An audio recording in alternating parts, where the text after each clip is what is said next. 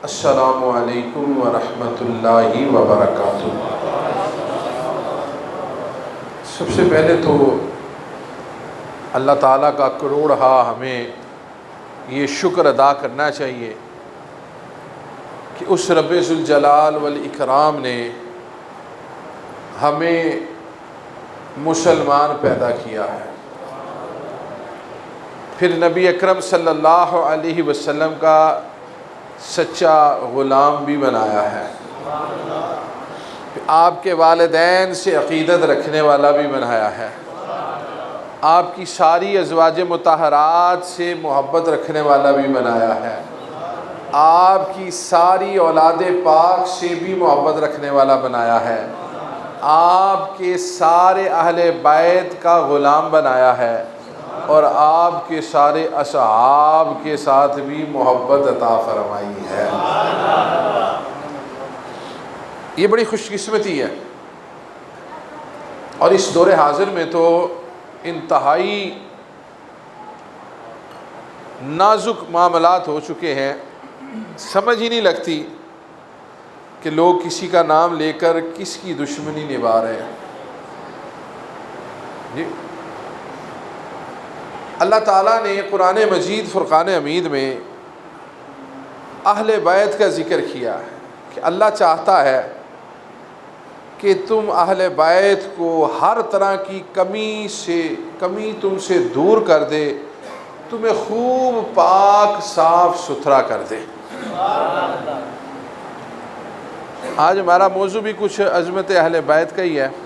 ہمارے دور حاضر میں ہم نے اپنی مرضی سے اہل بیت بنائے ہوئے ہیں، جن پر ہمارا دل کرتا ہے وہ اہل بیت ہیں، جن پر ہمارا دل نہ کرے ہم ان کو پوچھتے بھی نہیں ہیں، نام بھی نہیں لیتے۔ تو یہ ایمانی خیانت ہے۔ ابھی میں تھوڑا سا سنا ہے، انہوں نے کچھ فرمایا کہ نبی اکرم صلی اللہ علیہ وسلم کی شہزادیوں کا ذکر ہو رہا تھا۔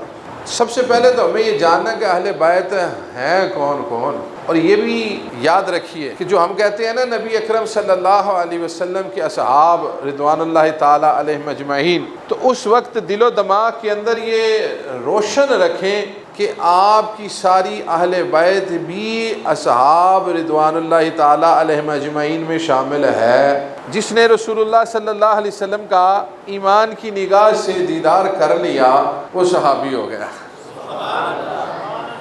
تو جب سارے اہل بیت نبی اکرم صلی اللہ علیہ وسلم پر ایمان رکھتے ہیں تو وہ صحابی بھی سارے ہی ہیں، مرد ہیں تو صحابی اور عورتیں ہیں تو صحابیہ۔ ان پر انہیں مزید فوقیت یہ حاصل ہے کہ وہ اہل بیت ہیں، گھر والے۔ اب تو کارڈوں کا تو رواج نہیں رہا شادیوں پہ، ہیں جی واٹس ایپ پہ ہی چلے جاتے ہیں کہ جی واٹس ایپ انویٹیشن آ گیا۔ پہلے بڑے خط و کتابت کے ساتھ اور بڑے نقش و نگار کے ساتھ کارڈ ترتیب دی جاتے شادیوں کے، اس کے اوپر لکھا جاتا تھا فلاں ایک بندہ، فلاں دو بندے، فلاں و اہلیہ، فلاں و، اور بڑا جو قریبی ہوتا تھا اس کے اوپر لکھا ہوتا تھا فلاں بما اہل و عیال، اس کو بتایا جاتا تھا تمہارے سارے گھر والے دعوت پر ہیں۔ اب اہل بیت تو سب سے پہلے بیوی ہوتی ہے جسے ہم اہلیہ بھی کہتے ہیں، یہ سب سے پہلے اہل بیت میں بیوی شامل ہوتی ہے، گھر والی۔ تو رسول اکرم صلی اللہ علیہ وسلم کی 11 ازواج مطہرات بھی اہل بیت ہیں۔ قرآن کی یہ آیت ان کی پاکیزگی میں بھی اتری ہوئی ہے۔ اس کے بعد رسول اکرم صلی اللہ علیہ وسلم کی اولاد میں 3 شہزادے اور 4 شہزادیاں، یہ بھی آپ کے گھر والے یعنی اہل بیت ہیں۔ ماں سے اولاد، یہ آپ کا فرسٹ جو سب سے پہلا کنبہ ہے وہ یہ ہے۔ اب اگر ان کو ہم نہ مانیں یا ان میں سے کچھ کو مانے کچھ کو نہ مانے تو یہ رسول اللہ صلی اللہ علیہ وسلم کو تکلیف پہنچانے والی بات نہیں ہے۔ آپ کے کتنے بیٹے ہیں بیٹی ہیں بچے ہیں؟ 5 بچے، ماشاءاللہ سارے حیات ہیں، اللہ ان کو زندگی صحت تندرستی دے۔ میں نے اپنے والد گرامی رحمۃ اللہ تعالیٰ کی زندگی میں یہ دیکھا کہ کوئی اگر مجھے پیچھے کر کے دوسرے بھائی صاحب کو آگے کرنے کی کوشش کرتا تھا نا تو آپ اس سے بات نہیں کرتے تھے، فرماتے تھے جو میری اولاد میں فرق ڈال رہا ہے وہ میرا دوست نہیں ہے۔ تو جو امام الانبیاء صلی اللہ علیہ وسلم کی ازواج مطہرات میں یا آپ کی اولاد میں فرق ڈالے گا تو کیا وہ رسول اللہ صلی اللہ علیہ وسلم کا دوست ہو سکتا ہے؟ اب مثال کے طور پر میں ایک بات سمجھانے کے لیے، میرے 2 بھائی دنیا سے پردہ کر چکے ہیں اور ہم 3 بھائی اور ایک ہماری ہمشیرہ ہیں۔ والد صاحب بھی اب پردہ کر چکے ہیں، تو جو مجھ سے پوچھتا ہے میں بتاتا ہوں کہ میرے والد صاحب ہیں۔ میں تو نہیں کہتا میرے والد صاحب تھے، کیوں جی؟ ہمارے والد صاحب کل بھی اور آج بھی ہیں، قیامت تک وہی والد رہنے ہیں۔ اب جو 2 بھائی ہمارے فوت ہو چکے ہیں نا، ان کا ہم زبان عام میں ذکر نہیں کرتے۔ کوئی ہم سے پوچھتا ہے نا تو ہم کہتے ہیں 3 بھائی ہیں اور ایک بہن ہے، لیکن جب ہم کوئی تفصیل لکھتے ہیں نا، جیسے بابا جی سرکار رحمۃ اللہ تعالیٰ کی حیات مبارکہ پر کتاب مرتب کی گئی منیر مصر محبت، تو اس کے اندر ان دونوں بھائیوں کا نام بھی لکھا ہوا ہے اور ان کا ذکر بھی موجود ہے، کیونکہ وہ اولاد ہے۔ تو جہاں ضرورت پڑنی ہے نا عام لکھنے کی، وہاں پر ان کا ذکر ہوگا، اور جب بھی ذکر ہوگا نا منیر احمد یوسفی صاحب رحمۃ اللہ تعالیٰ کی اولاد کتنی تھی یا کتنی ہے، تو وہ بتایا یہی جائے گا کہ اللہ تعالیٰ نے ان کو 5 بیٹے اور 1 بیٹی عطا فرمائی تھی۔ سارے یاد رکھے جائیں۔ اب رسول اکرم صلی اللہ علیہ وسلم کو اللہ تعالیٰ نے ازواج مطہرات بھی کثیر تعداد میں عطا فرمائی اور اولاد پاک بھی عطا فرمائی۔ آپ کے شہزادے حضرت ابراہیم، حضرت عبداللہ اور حضرت قاسم رضی اللہ عنہم، یہ تینوں شہزادے چونکہ نبوت کا سلسلہ اللہ نے ختم کر دیا تھا، خاتم النبیین بنا کر بھیجا تھا، اگر بیٹے نہ ہوتے تو مشرکین مکہ تو تھے ہی ذہنی طور پر برے غلیظ، تو ہو سکتا تھا کہ وہ کوئی بات کرتے رسول اللہ صلی اللہ علیہ وسلم کہ ان کے تو بیٹے ہی نہیں ہیں۔ اور دوسری چیز، اللہ تعالیٰ نے سارے انبیاء میں بیٹے بھی کئیوں کو عطا کیے ہوئے تھے۔ شعیب علیہ السلام کی بیٹیاں تھیں۔ اب اگر رسول اللہ صلی اللہ علیہ وسلم کے ہاں بیٹے نہ ہوتے تو اللہ نے تو فرمایا ہے کہ میرے نبی صلی اللہ علیہ وسلم یہ تمام انبیاء پر، سارے انبیاء پر فضیلت رکھتے ہیں ہر چیز میں، تو پھر یہ بھی فضیلت میں پوری نہیں بات اترتی تھی کہ باقی نبیوں کے تو بیٹے تھے تو آپ کا بیٹا نہیں ہے۔ تو لہٰذا اللہ تعالیٰ نے 3 بیٹے بھی عطا فرمائے، اور جس طرح پہلے نبیوں کی اولادیں بھی نبی ہوتی تھی، سب کی بات نہیں کر رہا میں، بیٹوں کو نبی بنایا اللہ نے، کیونکہ نوح علیہ السلام کے بیٹے کا بھی ذکر آ جاتا ہے، تو اس کو تو اللہ تعالیٰ نے قبول ہی نہیں فرمایا۔ لیکن حضرت ابراہیم علیہ السلام، یعقوب علیہ السلام، اسحاق علیہ السلام، یہ بیٹے باپ دادے اسماعیل علیہ السلام یہ نبی رہے ہیں، تو اگر بیٹے جوان ہوتے اور نبوت نہ ملتی تب بھی فضیلت پوری نہ ہوتی، اور اگر جوان ہو جاتے اور نبوت دینی ہوتی تو پھر ختم نبوت کا باب نہ بند ہوتا۔ تو اللہ تعالیٰ نے بڑا بہترین نظام مرتب دیا کہ 3 شہزادے بھی عطا فرمائے، اور بلوغت سے پہلے ان کو اپنی بارگاہ میں واپس بھی بلا لیا، اور آقا کریم صلی اللہ علیہ وسلم کو ہر چیز میں سارے انبیاء پر فضیلت عطا فرما دی۔ آپ کی شہزادیوں میں سے اور آپ کی اپنی ازواج میں سے جن جن کے رشتے بنے، اللہ اکبر، میاں جی شادی شدہ نے بچے تے جی بہو آئی وہ تہاڈی بیٹی بنی، پھر جنہاں دی وہ بیٹی ہے وہ بھی تہاڈے اپنے ہی ہو گئے، ਜਿੱਥੇ ਬੇਟੀ ਦਿੱਤੀ ਉਹਨੂੰ ਵੀ ਬੇਟਾ ਬਣਾ ਲਿਆ, ਉਹਨੂੰ ਵੀ ਕਿਹਾ ਸਾਡਾ ਘਰ ਵਾਲਾ ਹੀ ਹੈ ਜੀ ਬੱਚਾ ਆਪਣਾ। ਹਾਂਜੀ ਐਸਾ ਹੀ ਹੈ ਨਾ ਜੀ। ਅੱਜ ਕੱਲ੍ਹ ਤੇ ਦਮਾਦ ਦੀ ਇੱਜ਼ਤ ਨਾ ਕਰੋ ਤੇ ਵੈਸੇ ਹੀ ਉਹਦਾ ਤੱਤੇ ਤਵੇ ਵਾਂਗੂ ਰਹਿੰਦਾ बेचारा। अच्छा ही रहना चाहिए। जो शादी करके घर बेटी लाई जाती है ना वो भी अपनी है, जो भेजी जाती है वो भी अपनी है। तो जो जिसके पास भेजी गई है वो भी अपना बेटा है। समझ आ रही है? मैं बात समझाना चाह रहा हूँ कि जो घर लाए हैं उसको भी बेटी, क्योंकि वो बेटे की बीवी है तो बेटी है, तो जो बेटी का शोहर है वो भी बेटा है। तो दामाद भी और बहू भी दोनों ही बेटे हैं, बेटे बेटियां। इनकी निस्बत से फिर ये जिनके बच्चे होते हैं वो भी अपने अजीज़ व अकारिब में, घर वालों में शामिल हो जाते हैं। लेकिन ज़रूरत के मुताबिक हम जिनका ज़िक्र करना है उन्हीं का करते हैं।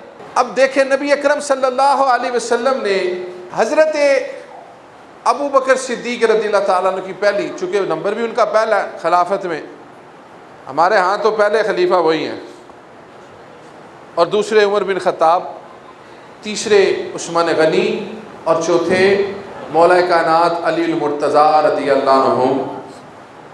और ये तरतीब मैंने नहीं बनाई, ये पहले से ही बनी हुई है, और सिर्फ मैंने नहीं मानी, अली अल मुर्तज़ा रज़ियल्लाहु ताला ने भी मानी है।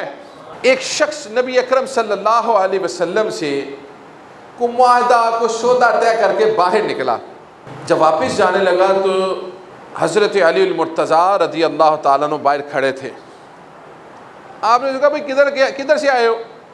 कहा मैंने नबी अकरम सल्लल्लाहु अलैहि वसल्लम से फ़लाँ सौदा तय किया। अच्छा तो ये बताओ कि तुमने ये पूछा है आका सल्लल्लाहु अलैहि वसल्लम से कि अगर मैं दोबारा आऊँ और ये मुआहदा आपको ना पाऊँ तो ये मुआहदा किससे पूरा करवाऊँ, ये सौदा किसके पास जाऊँ?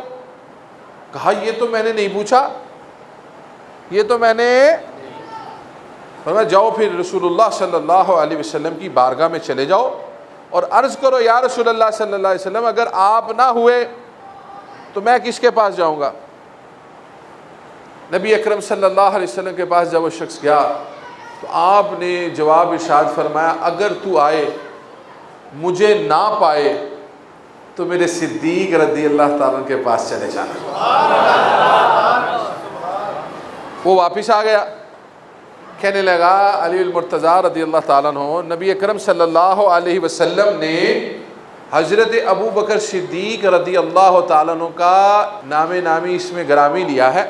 फरमाया बहुत अच्छी बात है, लेकिन मुझे ये तो बता अगर तू उनको भी ना पाए। कहने लगा ये तो मैंने नहीं पूछा। कहा जाओ फिर वापस। फिर जाके अर्ज़ किया कि या रसूलल्लाह सल्लल्लाहु अलैहि वसल्लम आपको ना पाऊँ, सिद्दीक़ अकबर रज़ियल्लाहु ताला को ना पाऊँ तो फिर मैं किसके पास जाऊँ? फरमाया फिर उमर बिन ख़त्ताब रज़ियल्लाहु ताला के पास चले जाना। वो फिर आ गया। फरमाया अब किसका नाम मिला? कहा अब उमर बिन ख़त्ताब रज़ियल्लाहु ताला का नाम। फरमाया अगर तू उनको भी ना पाया तो फिर क्या करेगा? कहने लगा आप क्या करूँ? कहा फिर वापस जा। फिर अर्ज़ किया या रसूलल्लाह सल्लल्लाहु अलैहि वसल्लम आपको भी ना पाऊँ, सिद्दीक़ अकबर को भी ना पाऊँ, उमर बिन ख़त्ताब रज़ियल्लाहु को भी ना पाऊँ तो फिर किसके पास जाऊँ? फरमाया फिर मेरे उस्मान रज़ियल्लाहु के पास चले जाना। वो आगे कहने लगा जी हज़रत उस्मान गनी रज़ियल्लाहु का नाम आ गया। कहा फिर एक मरतबा ज़रा और चले जाओ, पूछ लो कि अगर ये सारे ही ना मिले तो फिर कहाँ जाऊँ?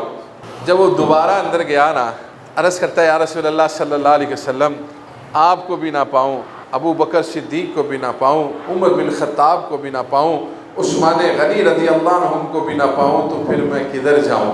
तो इस बार रसूलुल्लाह सल्लल्लाहु अलैहि वसल्लम पता क्या जवाब इरशाद फरमाया? फरमाया फिर उसके पास जाना जो तुझे बार बार मेरे पास भेज रहा है। तो हज़रत अली रज़ियल्लाहु ताला अन्हु फरमाते हैं कि मुझे समझ लग गई कि खिलाफत कैसे चलनी है। उनको तो समझ लग गई, ये 1400 साल के बाद इसको समझ नहीं आई। तो सिद्दीक़ अकबर रज़ियल्लाहु ताला अन्हु आपने हज़रत बीबी फ़ातिमा रज़ियल्लाहु अन्हा का रिश्ते का पैगाम रसूलुल्लाह सल्लल्लाहु अलैहि वसल्लम की बारगाह में भेजा।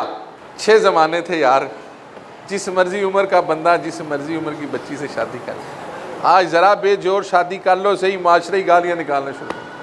हाँ जी, पता नहीं कौन कौन से कानून लागू हो जाते हैं। इस्लाम ने बड़ी आसानियाँ पैदा की। اسلام نے کہا ہے کہ مساوات اور حقوق کی ادائیگی کر سکتے ہو، جسمانی بھی اور دنیاوی بھی، تو شادی کر لو۔ لیکن دوسری شادی کو ہمارے معاشرے میں انتہائی ذلت امیز درجہ ملتا ہے، لیکن اللہ کے فضل و کرم سے اچھے لوگ بھی موجود ہیں۔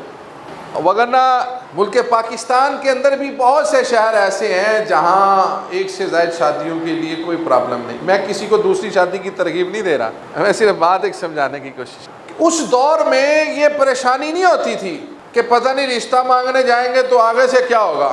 آج کیا حالات ہیں؟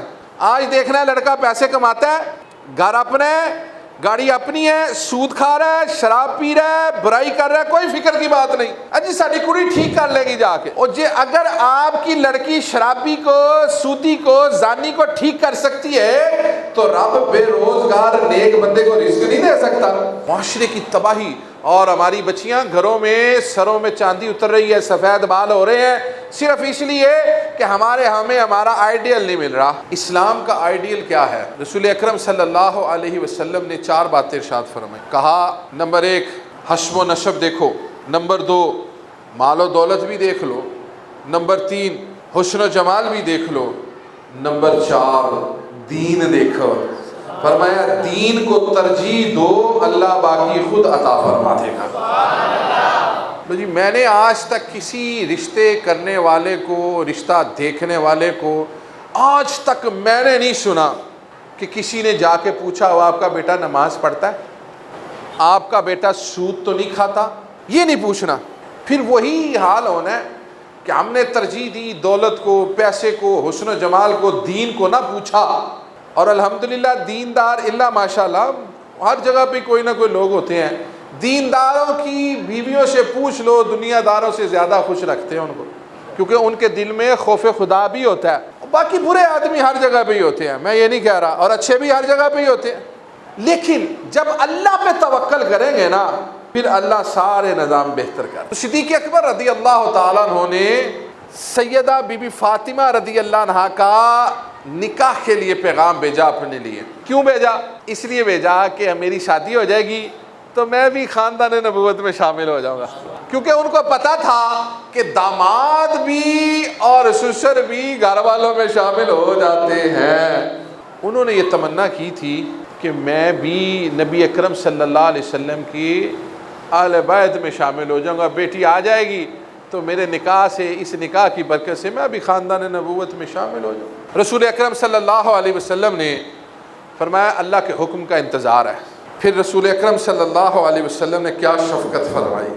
اب جو داماد اپنے سسر کی عزت نہیں نہ کرتے، سمجھانے کے لیے، دنیا کا داماد جب سسر کی عزت کرتا ہے تو سسر کہتا ہے او میرا داماد بہت اچھا ہے، یعنی دعائیں دیتا ہے۔ تو جب داماد ہوں امام الانبیاء اور سسر ہوں یار غار صدیق اکبر، اور جن کے لیے سرکار فرماتے ہوں کہ میں نے دنیا میں ہر ایک کا حق ادا کر دیا ہے، ابو بکر صدیق رضی اللہ تعالیٰ عنہ کا حق قیامت کے روز اللہ ادا فرمائے گا۔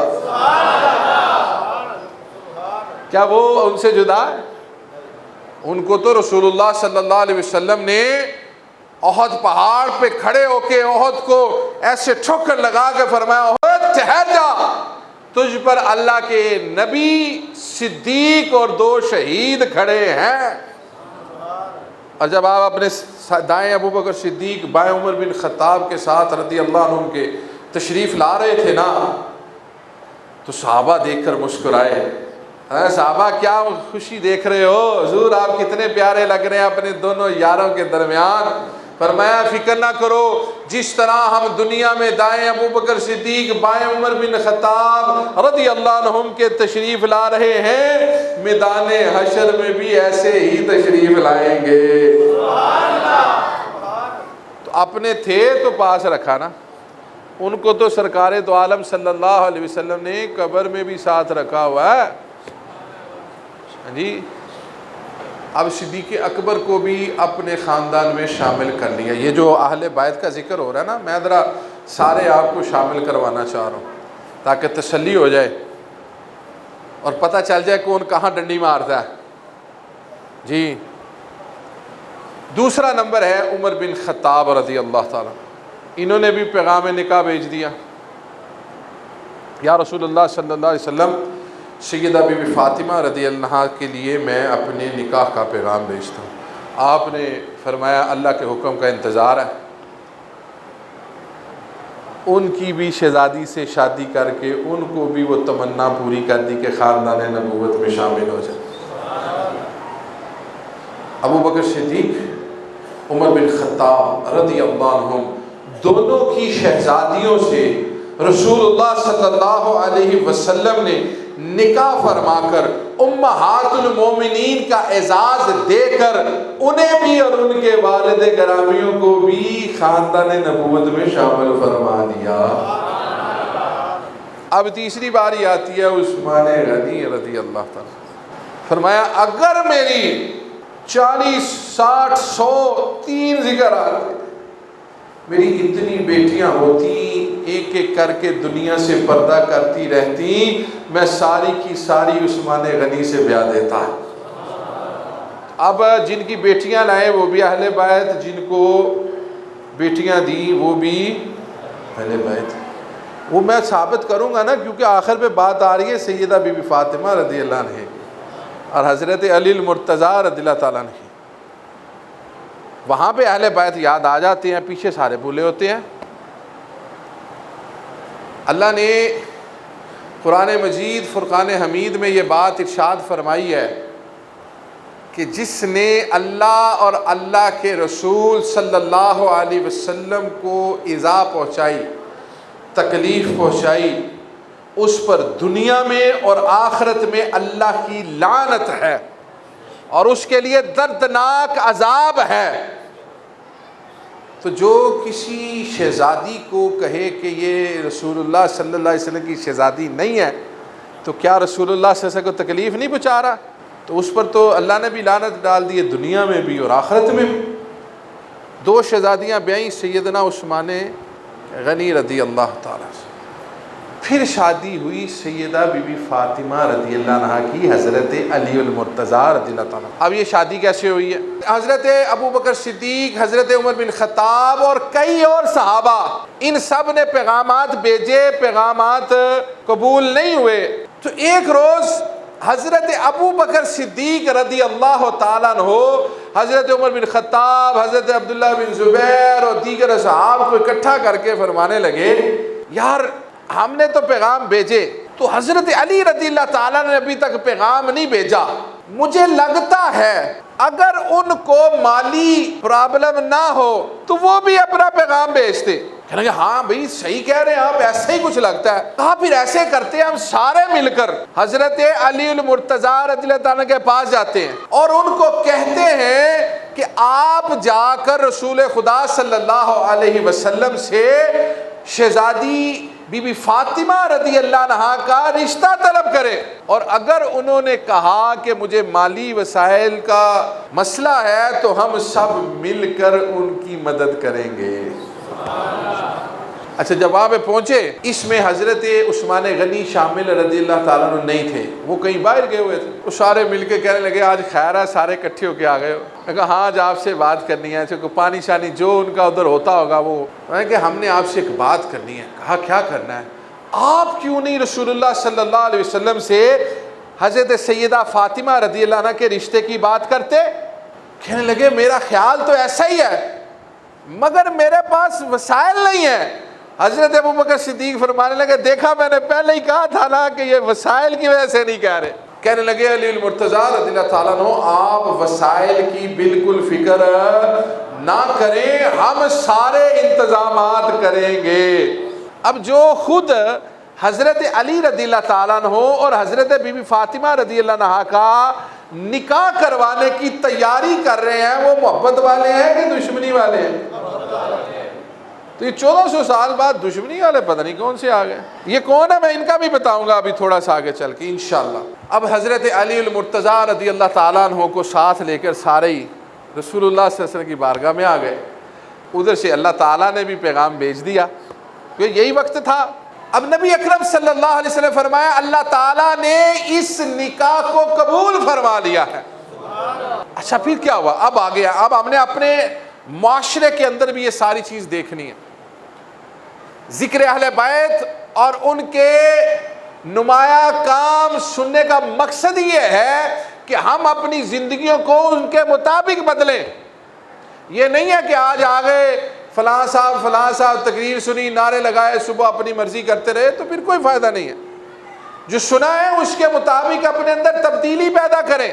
ہم یہ نہیں کہہ سکتے کہ ساری دنیا کو ہم ٹھیک کر لیں گے، لیکن ہم اپنے آپ کو تو ٹھیک کر سکتے ہیں نا۔ ہم اپنے اوپر تو امپلیمنٹ کریں کہ یار میں اپنے آپ سے عہد کرتا ہوں کہ میں اسلام کی اتباع میں زندگی گزاروں گا، اپنے گھر میں، اپنے بچوں میں، اپنے اہل خانہ میں اللہ اور اللہ کے حبیب کی محبت اور جو قانون دیے گئے ہیں اس کو امپلیمنٹ کرواؤں گا۔ اب نبی اکرم صلی اللہ علیہ وسلم نے کیا فرمایا؟ یہ بھی پوچھنا ضروری ہے کہ بھائی تم ہماری بیٹی کو رکھو گے کدھر؟ تو کتنا کا ضروری ہے وہ بھی سن لیں۔ یہاں پہ ہوتا ہے جی پورے کا پورا گھر لے کے دو اس کو، یہ ماں باپ کے ساتھ نہیں رہے گی، فلاں جگہ نہیں رہے گا، یہ تو سودا بازی کر رہے ہو۔ گو کہ اللہ نے کہیں حکم نہیں دیا، لیکن اللہ نے بیٹے کو تو حکم دیا ہے نا ماں باپ کی خدمت کا۔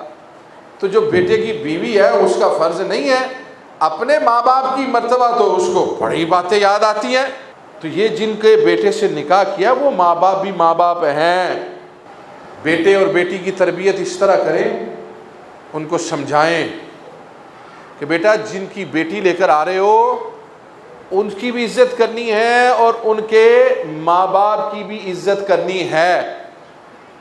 اور جو بیٹی ہے اگر اس کے ماں باپ نے بھی سمجھایا ہوگا نا کہ بیٹا جس کے گھر جا رہی ہو اس کی بھی عزت کرنی ہے، اس کے ماں باپ کی بھی عزت کرنی ہے، تو یہ جو طلاق کی شرح ہمارے معاشرے میں بڑھ گئی ہے یہ ختم ہو جائے گی۔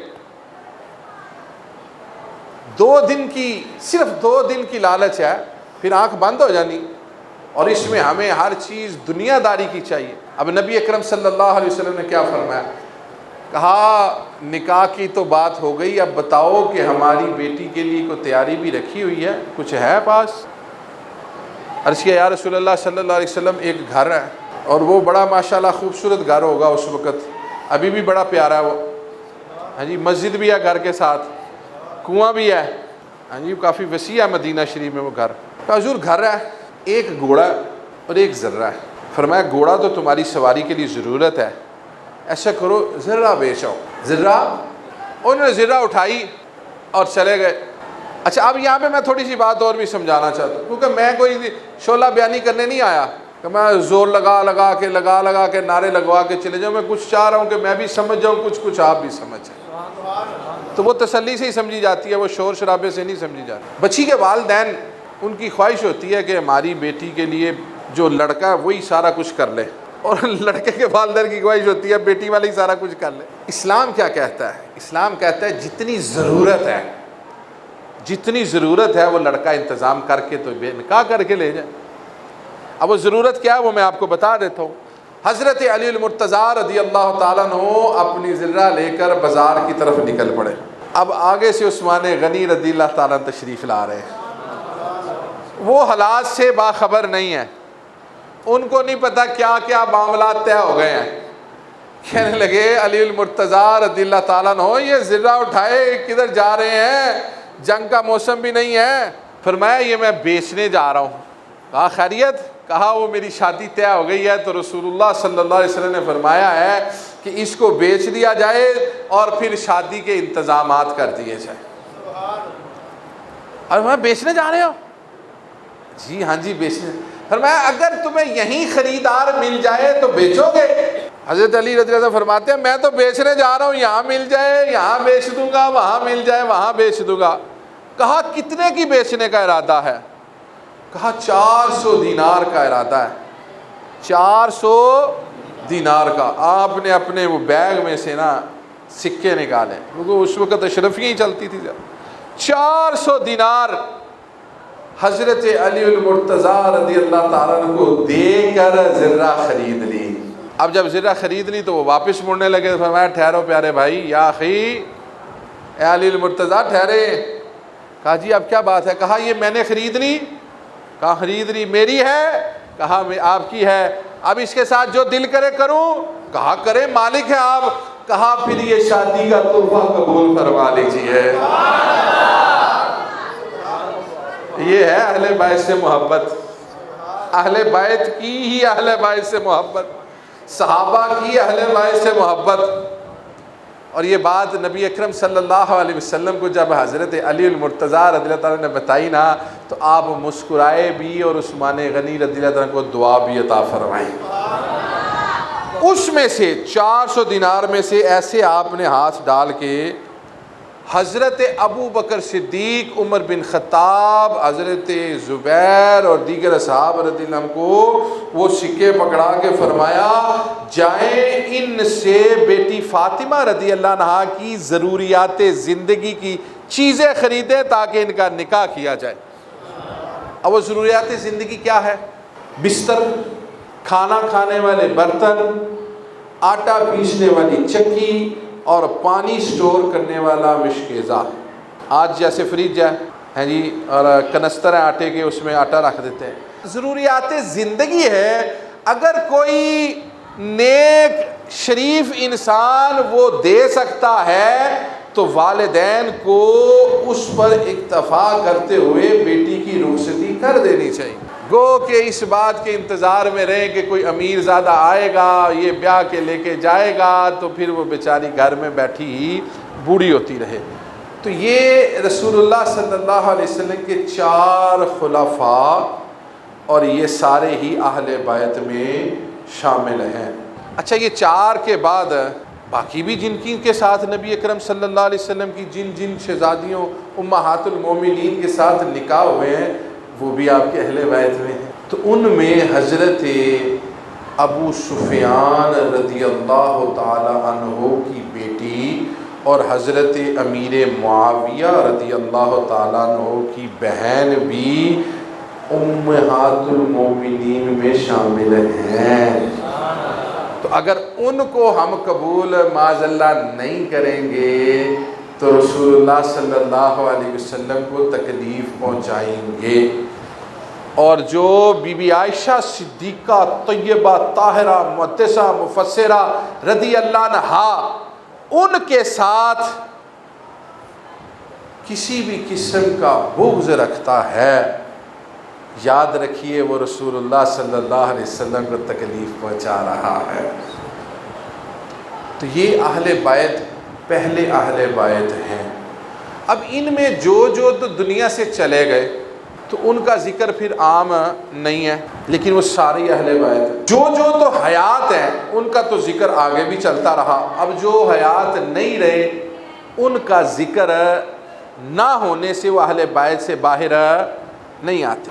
تو یہ بات ذہن نشین رکھ لیں کہ آپ کی 11 ازواج مطہرات، 4 شہزادیاں، 3 بیٹے، سارے داماد، یہ سب کے سب ہی اہل بیت میں شامل ہیں، اور ان کے عزیز و قارب میں جو ایمان کے ساتھ تھے وہ بھی آپ کے رشتے میں آپ کے گھر والے ہی لگتے۔ اب باقی تو دنیا سے جو رخصت ہو گئے جن کا ذکر نہیں آیا، اس کے بعد یہ جب آیت نازل ہوئی اس وقت رسول اکرم صلی اللہ علیہ وسلم نے ایک چادر لی ہوئی، اس چادر کے اندر حضرت امام حسن اور امام حسین رضی اللہ عنہ موجود تھے۔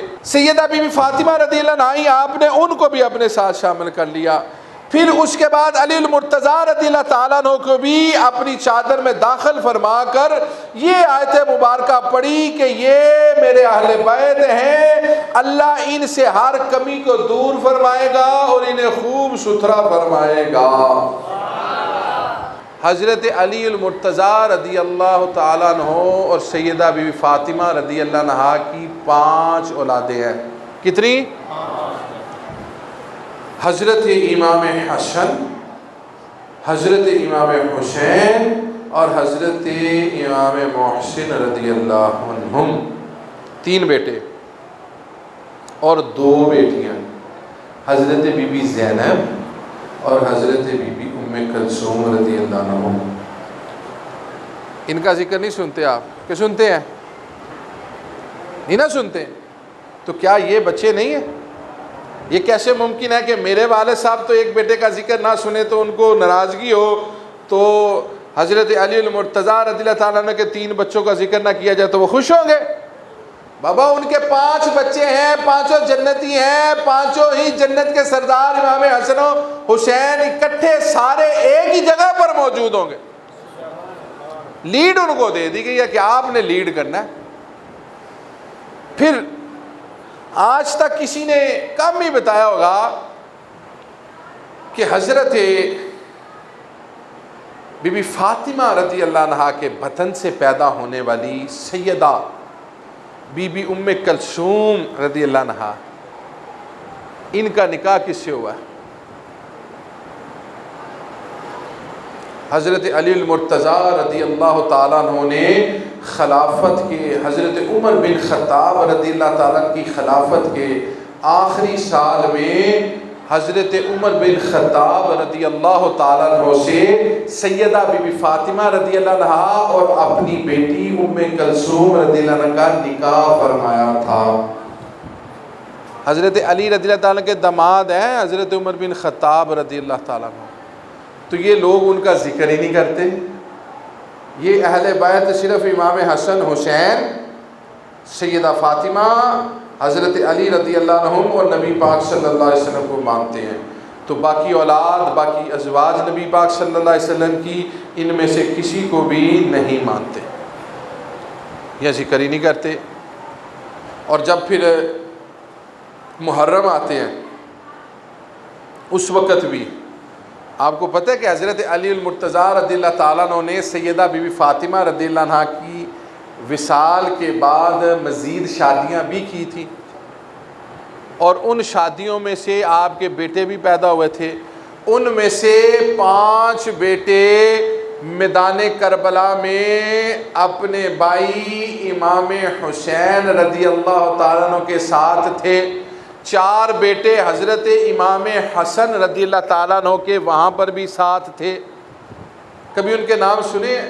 2 ہی نام سنتے ہیں بڑے مشہور، عباس علمبردار اور جعفر صادق رضی اللہ عنہ، یہ نام سنتے ہیں۔ اس لیے نہیں باقی سناتے کہ ان کے 2 بیٹوں میں حضرت علی، کن کے؟ حضرت علی رضی اللہ تعالیٰ عنہ کے 2 بیٹے، ایک ابو بکر بن علی، ایک عمر بن علی رضی اللہ عنہ ہے، وہ تکلیف ہے۔ پھر حضرت امام حسن رضی اللہ تعالیٰ عنہ کے جو 4 شہزادے میدان کربلا میں شہید ہوئے امام حسین رضی اللہ تعالیٰ عنہ کے ساتھ، ان میں سے بھی 2 کا نام ابو بکر بن حسن، عمر بن حسن رضی اللہ عنہ ہے، ان کا بھی ذکر نہیں سناتے۔ تو یہ جو اہل بیت کا تصور ان لوگوں نے بنایا ہوا ہے نا، یہ بالکل اپنی مرضی سے اور اپنے عقیدے کے مطابق ہے۔ حالانکہ صحابہ اور اہل بیت ایک دوسرے کے ساتھ شیر و شکر تھے، محبتیں کرتے تھے۔ ہم جب بھی ذکر کرتے ہیں حضرت امام حسین رضی اللہ تعالیٰ عنہ کا، کہتے ہیں جی وہ پیدا ہوئے، رسول اکرم صلی اللہ علیہ وسلم نے ان کو گٹی دی، اپنا لعاب دہن شریف دیا، ان کو کھجور بھی کھلائی، ان کا نام بھی رکھا، ان کا عقیقہ بھی کیا، ان کے سر کے بال بھی کٹوائے، صدقہ بھی دیا، پھر ان کی پرورش بھی کی، پھر ان سے محبت بھی کی، 7 سال تک ان سے بے تحاشا محبت کرتے رہے، محبت کرتے رہے، محبت کرتے رہے۔ پھر رسول اللہ صلی اللہ علیہ وسلم کا ظاہری دنیا سے پردہ ہو جاتا ہے، امام حسین رضی اللہ عنہ کا ہم ذکر بھول جاتے ہیں، دور ابو بکر صدیق میں بھی بھول جاتے ہیں، دور عمر بن خطاب رضی اللہ عنہ میں بھی بھول جاتے ہیں، دور عثمان غنی رضی اللہ عنہ میں بھول جاتے ہیں، دور علی مرتضیٰ میں بھی بھول جاتے ہیں، امام حسن کے دور میں بھی بھول جاتے ہیں، حضرت امیر معاویہ رضی اللہ عنہ کے دور میں بھی بھول جاتے ہیں، اور سیدھا کربلا کے میدان کا ذکر شروع کر دیتے ہیں۔ اچھا ان کی باقی زندگی کدھر جائے گی بھائی؟ پہلے یہاں 6 سال سنا لو یا سیدھا ہی کربلا کے میدان میں لے جاؤ۔ ہم نے سنایا ہی نہیں لوگوں کو کہ حضرت ابو بکر صدیق رضی اللہ تعالیٰ عنہ جس طرح رسول اکرم صلی اللہ علیہ وسلم انہیں اپنے کندھوں پر اٹھاتے تھے، صدیق اکبر رضی اللہ تعالیٰ عنہ بھی اسی طرح اٹھایا کرتے تھے، اور حضرت علی رضی اللہ تعالیٰ سے فرمایا کرتے تھے یہ آپ پہ تو نہیں ہے، ہاں پھر یہ کس پہ ہے؟ کہا یہ امام الانبیاء صلی اللہ علیہ وسلم پہ ہے۔ انہوں نے بھی اپنے سارے دور میں حضرت امام حسن و حسین سے محبت کی. وہ تب بھی چھوٹے تھے.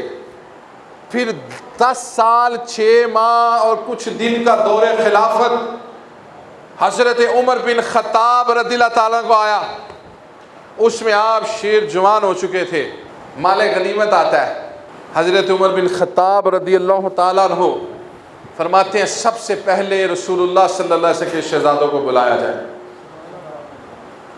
عرض کرتے ہیں آپ کا جو دل کرتا ہے، جتنا دل کرتا ہے اپنے لیے حصہ لے لیجیے.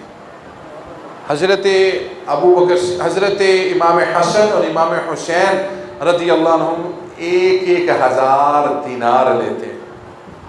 تو حضرت عمر بن خطاب رضی اللہ تعالیٰ عنہ کے بیٹے جو عبداللہ بن عمر رضی اللہ تعالیٰ، جو حضرت امام حسین رضی اللہ تعالیٰ عنہ کے آخری وقت تک ساتھ رہے، اور یزید کی مخالفت میں حضرت امام حسین، حضرت عبداللہ بن عمر اور حضرت عبداللہ بن زبیر رضی اللہ عنہ وہ تھے جنہوں نے ہمیشہ اس کی مخالفت کی.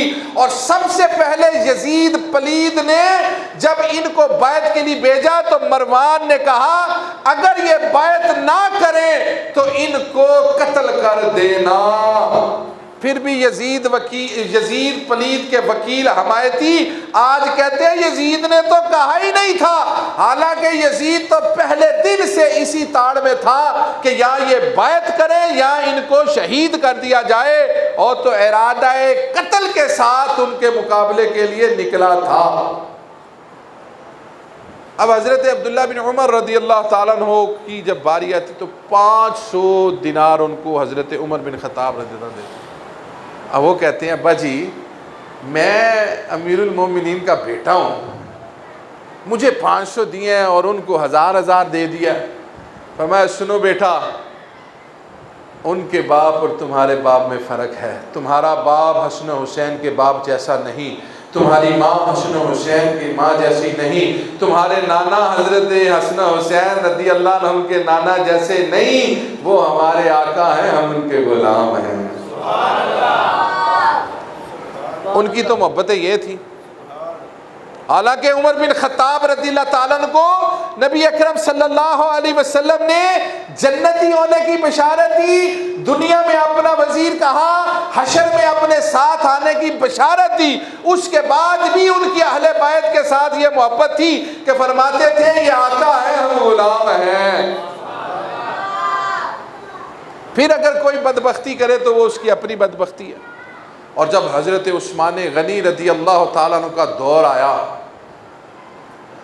تو حضرت امام حسن و حسین اس قافلے کے سپہ سالار تھے جو حضرت عثمان غنی رضی اللہ تعالیٰ کی حفاظت کے لیے مقرر ہوئے تھے. اس میں سب سے آگے امام حسن و حسین رضی اللہ عنہم تلواریں لے کر کھڑے تھے، اور یہ بھیجنے والے علی المرتضیٰ رضی اللہ تعالیٰ عنہ تھے. محبت تھی تو اپنے بیٹے بھیجے، محبت تھی تو بیٹے گئے. حضرت علی رضی اللہ تعالیٰ عنہ کا دور تو ان کے والد کا دور تھا، امام حسن کا دور ان کا اپنا دور تھا.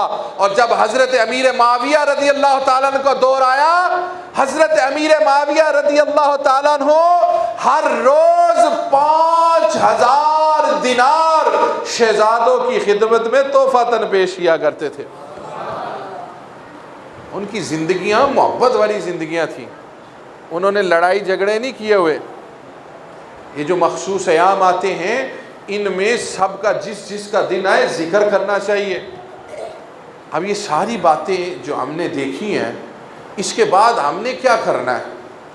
اگر ہم نے ہاں یہ بھی سوال آتا ہے، ہاں جی محرموں میں شادی جائز ہے، لڑائی شروع ہو جاتی ہے، فتوے شروع ہو جاتے ہیں، بحث و تکرار شروع ہو جاتی ہے.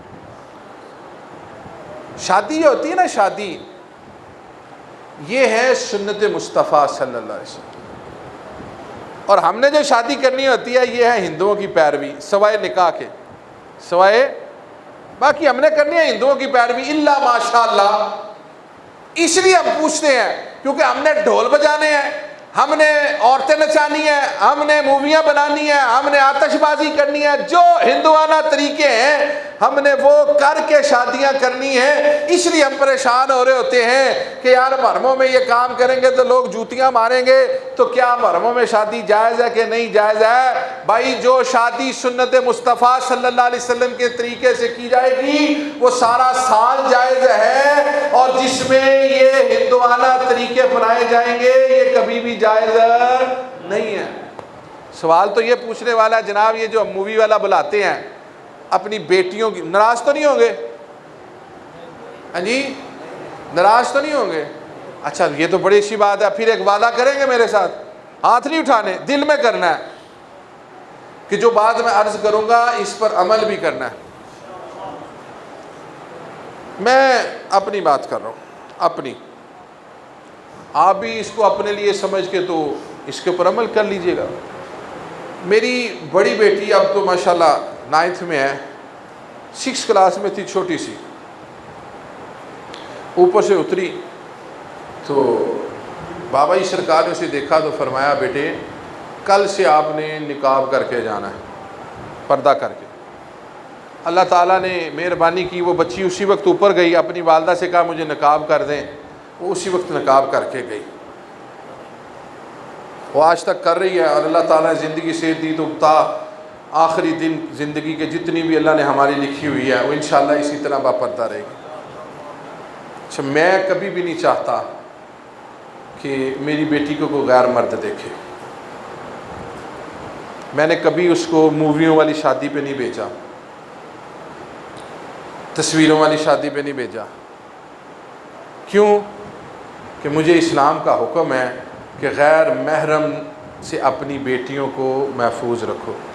جس بیٹی کو میں سارا سال باپردہ طریقے سے لے کے جاتا ہوں، لے کے آتا ہوں، غیر محرم کو نہیں دیکھنے دیتا، اس کو میں شادی والے دن غیر محرم منڈوں کے سامنے تیار کر کے بٹھا دیتا ہوں کہ آئے میری بیٹی کی پوز بنائے، ویڈیو بنائے، تصویریں بنائے، اور جس طرح چاہے سر سے پاؤں فوکس کر کے دیکھے۔ کیا میری غیرت اس بات کی اجازت دیتی ہے؟ میں اپنی بات کر رہا ہوں، اپنے آپ کو سمجھا رہا ہوں، جس کو سمجھ لگ جائے اس پہ خدا کا فضل ہے۔ میرا ارادہ، میری شادی بھی ایسے ہی ہوئی، میرے بھائی صاحب کی بھی ایسے ہوئی، میری بہن کی ایسے ہی ہوئی، کوئی ویڈیو نہیں، کوئی باجا نہیں، کوئی تصویر نہیں، کوئی کمبائن فنکشن نہیں، سخت پردے کا انتظام۔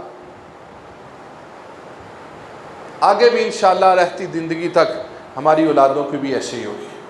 تو یہ عہد کریں کہ ہم شادیاں سنت مصطفیٰ صلی اللہ علیہ وسلم کے طریقے سے کریں گے، اپنی بچیوں کو غیر محرموں کے سامنے ویڈیو میں نہیں بٹھائیں۔ سٹینڈ لے لیں، کیا ہوتا ہے، لے لیں، ابھی میں نہیں آؤں گا، جاؤ، باپ سٹینڈ لے، ماں سٹینڈ لے کہ بھئی بیٹے نہیں کرنا، ٹھیک ہو جائے گا معاملہ۔ اپنے اپنے گھر میں تو ہم کر سکتے ہیں، اور سنت کے مطابق ان کو زندگی سکھائیں، اور یہ بچپن سے سکھائیں، بچپن سے ان کو پتہ ہو کہ ہم نے پورا لباس پہننا ہے، ہم نے کسی غیر مرد سے ہاتھ نہیں ملانا۔ اکثر اوقات محبت والی باتوں میں بھی، یہ نہیں میں کہنا کہ یہ اس میں کوئی غلط ذہن ہوگی، لوگوں نے اپنے بچوں کو بچیوں کو یہ سکھایا ہوا ہے انکل سے ہاتھ ملاؤ، انکل کے دوست سے ہاتھ ملاؤ، پاپا کے دوست سے ہاتھ ملاؤ۔ کیوں؟ بچیوں کے سر پر پیار دینا، بس، اس سے زیادہ کوئی ضرورت نہیں ہے۔ اپنی بچیوں کو سکھائیں کہ کسی بھی، سوائے تمہارا بھائی، سوائے تمہارا چچا، سوائے تمہارا ماما، جو تمہارے لیے جو رشتے قیامت تک حرام ہے نکاح کے لیے، ان کے علاوہ کوئی بھی تمہارے ساتھ سلام نہیں لے سکتا۔ اور باہر کھلے عام تو کسی مامے کے لڑکے سے، کسی مامے سے، چاچے سے، حتیٰ کہ سگے بھائی سے بھی بہن کو سلام نہیں لینا چاہیے۔ باہر والوں کو کیا پتہ یہ ماما ہے، یہ چاچا ہے، وہ تو تصور کریں گے کہ پتہ نہیں کون ہے۔ اور عورت کا پورا محرم صرف ایک ہی شخص ہے، عورت کا پورا محرم ایک ہی شخص ہے، اور وہ ہے اس کا شوہر۔ جو اس کی ہر چھپی ہوئی چیز کا محرم ہے، باپ ہے، بھائی ہے، چچا ہے، ماما ہے، اس کو چہرہ ہاتھ پاؤں دیکھنے کی اجازت ہے، اس کے سامنے بچی بغیر پردے کے جا سکتی ہے، لیکن اس کے علاوہ کسی کے سامنے جب بالغ ہو گئی ہے تو بالکل بھی نہیں جا سکتی۔ یہ بچوں کو شروع سے تبلیغ کریں، اس کو تعلیم دیں۔ ہم نے ان کو اللہ ماشاءاللہ نکریں پہنائی ہوئی ہیں، اسکرٹ پہنائے ہوئے ہیں، دوپٹے ہے کوئی نہیں، ابھی 5 سال کی ہوتی ہے، ابھی 6 کی، پھر صاحب اچھے بچی ہے، ابھی بچی ہے، ابھی بچی ہے، ابھی بچی ہے، اور جس دن اس کو کہتے ہیں کہ یہ کرو، وہ کہتی ہے پہلے کیوں نہیں روکا؟ ہم نے نہیں کرنا۔ شروع سے عادت ڈالو، شروع سے ان کے جسموں کو عادت ہو کہ ہم نے لباس کیسا پہننا ہے، گرمی ہے، سردی ہے، کوئی پرواہ نہیں ہے، باپردہ کر کے ان کو روکو۔ حضرت سیدہ بی بی فاطمہ رضی اللہ عنہا، ان کا جب وقت وصال آیا، پریشان ہیں، ان کی خدمت کے لیے سیدنا ابو بکر صدیق رضی اللہ تعالیٰ عنہ کی زوجہ محترمہ موجود ہے۔ کہتی ہیں بیٹا جی آپ کیوں پریشان ہیں؟ کہتی ہیں اماں جی بات یہ ہے، مجھے فکر اس چیز کی ہے کہ میرے مرنے کے بعد کوئی میرے جسم کی حیت کو بھی نہ دیکھے۔ یعنی ان کو اپنی زندگی میں تو جو با پردہ وہ تھی، ان کا تو کوئی جواب ہی نہیں ہے۔ انہوں نے تو یہاں تک کہا کہ میرے مرنے کے بعد کسی کو میرے جسم کی حیت بھی نظر نہ آئے۔